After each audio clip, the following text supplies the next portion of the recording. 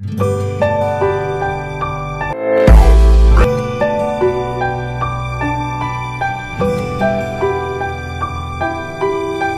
friends, I Robin. Welcome to our YouTube channel Star Science Robinson. Let's get into topic. Tetralogy of Fallot or TOF. So now we're going to deal with tetralogy of Fallot. So what is tetralogy of Fallot? So the tetralogy of Fallot is the most common type of cyanotic congenital heart disease with decreased pulmonary blood flow. So it associated with four defects. Congenital heart disease, it terms as birth defect that affect the normal way the heart works. The congenital means the condition is present from birth. So the congenital heart disease is one of the most common type of birth defect. So in tetralogy of Fallot, the first we're going to discuss about pulmonary stenosis. So while I am drawing the diagram, I just explain what is pulmonary stenosis. So the pulmonary stenosis is a condition where the obstruction to the blood flow from the right ventricle to the pulmonary arteries. So this obstruction is caused by stenosis. Stenosis means narrowing. So in diagram, if you see the heart from right and left atrium, the blood have to flow to the ventricles. So right now I am dealing with a tetralogy of Fallot of pulmonary stenosis, which is being present in a right side of our heart chamber. So that is an right ventricle. So in right ventricle, from right atrium to right ventricles, the blood will flow. From there, the deoxygenated blood have to go pass through the pulmonary artery and reach out to the lungs, and it will go for the exchange of gases, and from there it will return to the left atrium as O2 blood. Because pulmonary stenosis, the blood from the right ventricle will enter into the pulmonary artery slightly low, so the pressure will be on the right ventricle is higher. Secondly, we're going to see about the right ventricular hypertrophy. So when there is pressure created to send the blood from the right ventricles to the pulmonary artery, when there is pulmonary stenosis, it's been very hard to send the blood from down to the ejection phase of pulmonary artery. So the pressure is created in right ventricle will make a stiffness of right ventricles. So I'm just drawing a pulmonary artery to show the right ventricular hypertrophy. So you can see in a diagram where I'm going with. So here we can see the hypertrophy because the heavy pressure which is being created in right ventricular. So because of this heavy pressure, it is being a hypertrophied, and the blood is from the right ventricles, it's unable to reach out to the pulmonary artery because there is stenosis in pulmonary artery. So now I'm showing you this is the way you have to go, but the pressure is on a wall of the right ventricles, and because of this there will be stiffness, that is hypertrophy of right ventricular.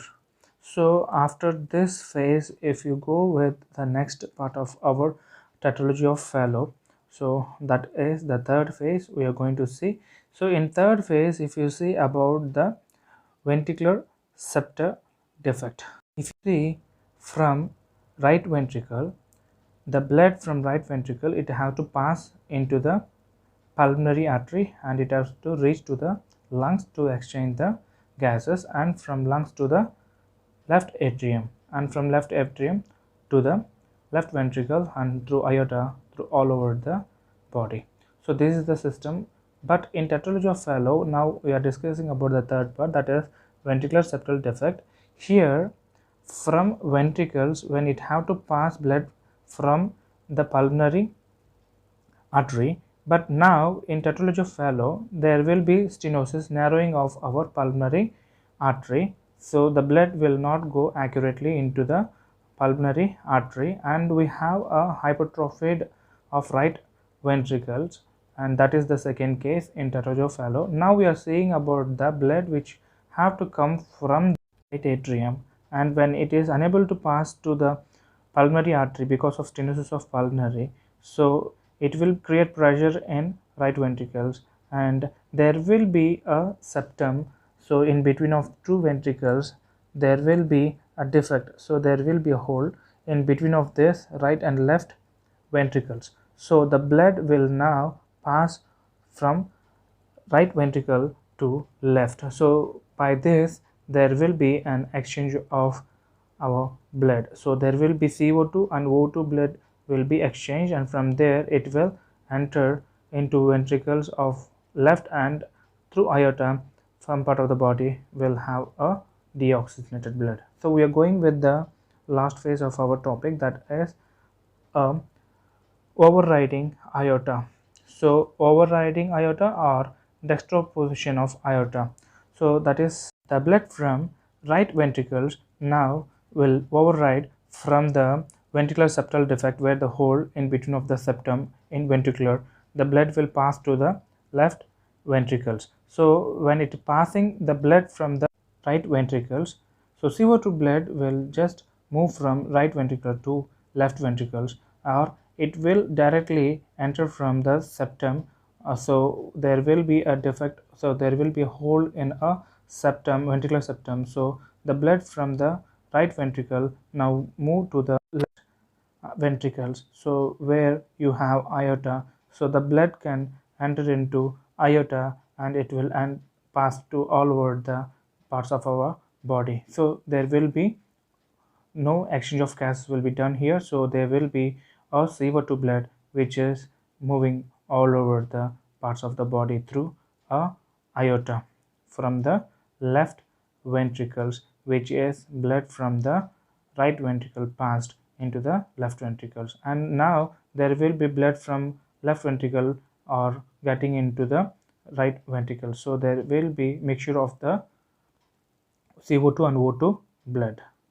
So this place it is called as a overriding aorta.